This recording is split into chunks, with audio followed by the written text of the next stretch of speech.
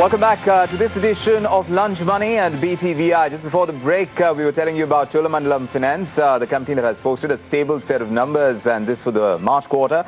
Profits are up 14%, coming in at 219 crore rupees. Let's get a fine print of the numbers for the quarter gone by. Joining us on the phone line from the management is the Executive Vice Chairman and Chief Financial Officer of the company, Arul Selvan. Mr. Selvan, great to have you with us this afternoon. I'm looking at the rise in your net profits. It has gone up by 14%. I'm looking at your NIIs, which have increased about 10.5%, and your provisions have decreased 46% year on year. Tell us, what do we owe this good performance to as far as profits go, the growth that we're seeing in the quarter gone by? Yeah, thank you, Vikram. This quarter has been a good quarter. Like any last quarter of any year, we have done a good performance. Initially, there were some fears because of the impact of demonetization may spread into this quarter, but thankfully we are able to do better. Our collection teams in the vehicle finance business has done a wonderful job to keep the NPAs down. We moved from 120 days to recognition of 90 days ahead of the RBI deadline to move to 90 days NPA recognition by FY18. So we have done it 1 year ahead.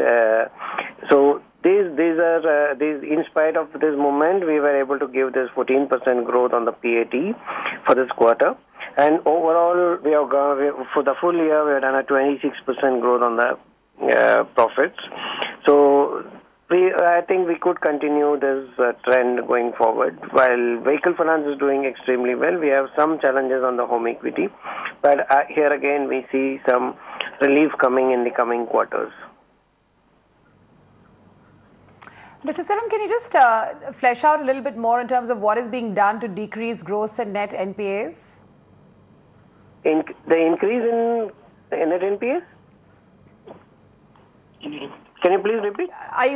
In terms of any kind of strategy you would employ for decreasing gross and net NPAs, if there was one? Split the collection teams into soft bucket and hard bucket, and we have focused on the soft bucket itself. So now that the recognition is going forward happen at 90 days, so the pursuing of the loans happens at as early as even the 60 days. We start pursuing the loans, and we are making sure that there are no NPAs piling up beyond 90 days if wherever it could be avoided. So we have done repossession of vehicles where there is some amount of tendency by the borrowers not to pay, where there is an attitudinal issues. So we have made sure that the repossessions are happening so that we cut our losses at the earliest.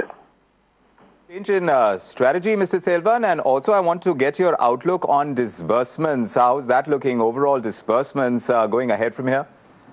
The disbursements, we are targeting to grow at around 20%. Disbursement growth will happen in our view because while we see the growth more from numbers perspective, and when we see the auto industry volumes, the value price, price is going up for many reasons. One, there is a shift between lower tonnage to higher tonnage. Then the BS4 implementation by itself is going to give a higher valuation. So while the auto numbers may seem that it is flattish on growth, as a value terms we see the growth coming. So and then our own branch network expansion that we have done over the last year and what we plan in FY18 will help us reach this number what we are targeting. Are you back to pre-demonetization levels from the asset quality point of view? Yeah, we are better than September levels if you look at the gross NPA numbers. While, of course, the numbers you may have for September would be for 120 days and what we declare now for 90 days. But if you compare apple to apple on 120 days or on 90 days basis, both the periods we are better than September numbers. Mr. Selvan, you spoke about the vehicle finance business being a major growth driver for the quarter gone by and has done well for you. So is that going to be the major growth driver going ahead from here, or is there a shift in strategy over there too? No, the vehicle finance business has always been our major growth driver. Almost 70% of our book comprises of vehicle finance assets. And in the coming year, we see the vehicle finance being the leading factor in our growth strategy.